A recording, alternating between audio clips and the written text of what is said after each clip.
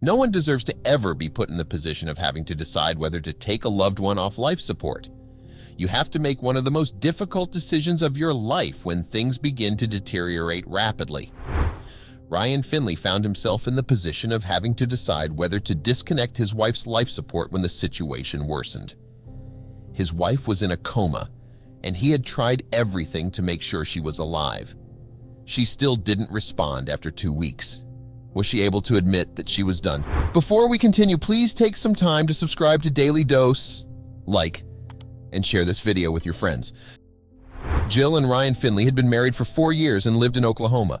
The couple was 31 years old and had many plans for the future. Ryan was a plumbing contractor and Jill worked as a loan underwriter. The couple was enjoying a normal weekend. They liked to spend this time with their close friends and family. It was a Sunday, and Ryan had gotten up at 7 in the morning. He wanted to see how his wife, who was sleeping next to him, was doing.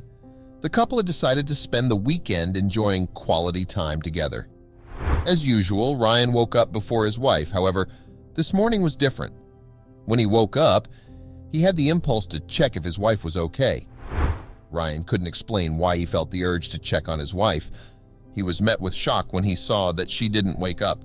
She continued sleeping even after he yelled at her or shook her off of her. He decided to check if she was still alive.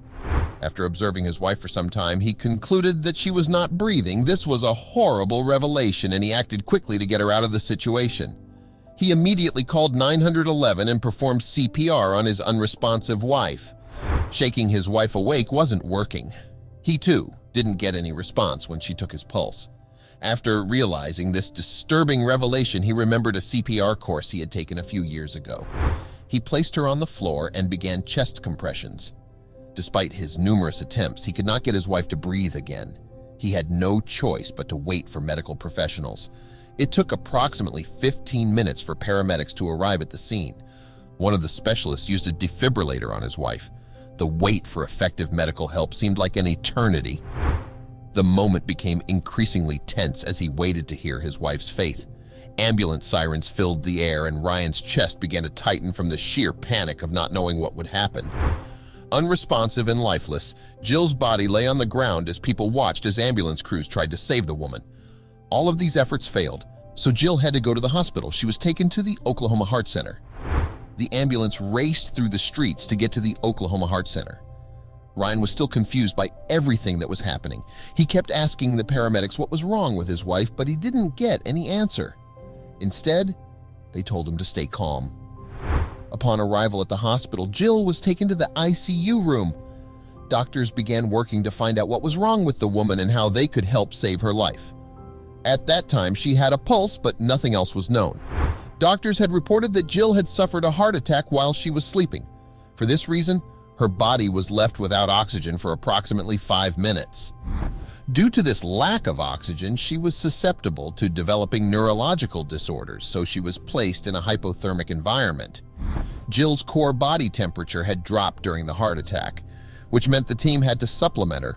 The doctors and nurses were waiting for her to regain consciousness so the team could sustain her.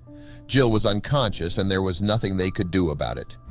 The regulation of Jill's body temperature was done in an attempt to minimize any damage to Jill's brain that usually results from a lack of oxygen. This was a quick action that helped restore Jill's essential brain activity. She was now breathing with the help of life support.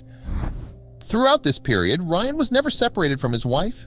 He would nap and curl up in his hospital room. He wanted to be at the hospital when his wife decided to wake up. However, this dream began to fade as time went by. The truth began to prevail when the doctors told Ryan of Jill's prognosis. Her chances of survival had dropped to 1% after 72 hours had passed. Her thoughts were racing everywhere, but she knew that she had to determine her next move. The doctors began to lose faith in Jill's chances of recovery as they did not see much improvement. The probability of her surviving began to decrease as the days passed. Even if she woke up, she wouldn't be as healthy as she was before. Jill's condition affected many people. Her parents had to struggle with the possibility of surviving her daughter. After 2 weeks, Jill's condition remained uncertain, so a decision had to be made. Ryan wasn't the only person to suffer from Jill's serious turn. Her parents had to come to terms with the idea that she was not going to survive much longer. Jill's husband and her parents had to decide after 2 weeks without any signs of improvement. This was the hardest decision Ryan had ever had to make. He wrote in his journal thoughts that summarized how he felt. In this diary, he talked about Jill being her soulmate and how he had to decide whether to keep her alive. The couple had just entered their 30s and had not planned to have children. The ordeal the couple now faced was not part of their plans. However, the couple had talked about life support, as Ryan's aunt was once on life support. Suddenly, Ryan remembered that particular conversation and remembered that Jill had declared that she wouldn't want to live that way. That was the answer she needed. He told the family what she remembered, and they all agreed it was the best decision. Once the decision was made to take Jill off life support, doctors informed Ryan of a medical term known as ultimate recovery, which is what happens when a person is taken off life support. This patient can make sounds and move her body as she begins to shut down. The doctors informed Ryan that Jill's entire upper torso would move a little and she would start mumbling. This was too much for him because he couldn't bear the thought of watching the life drain from his wife's body. The thought of this made him feel physically sick. Although the whole process was initially overwhelming, things started to change after a while. Jill had been on life support for a few hours, but she wasn't dead yet.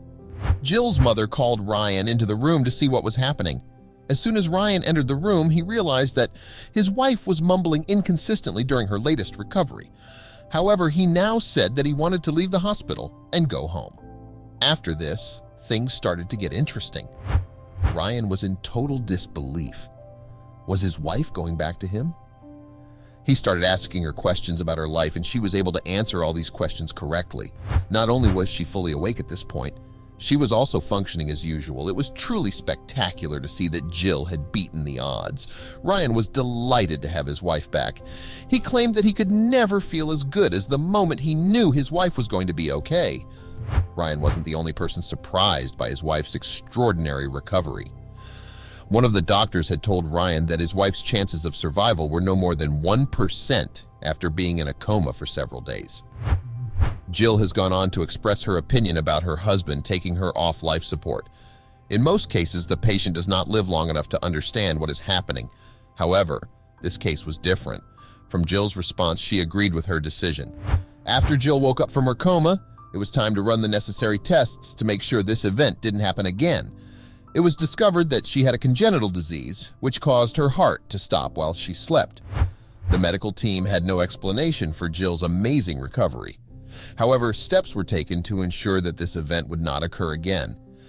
She was fitted with a pacemaker to make sure she kept her heart beating. When she woke up from her coma, Jill was her usual self again. However, this did not happen automatically. She first had to learn to perform simple tasks, like brushing her teeth or tying her shoes. Jill regained the skills she had lost during the coma with the help of occupational and speech therapists.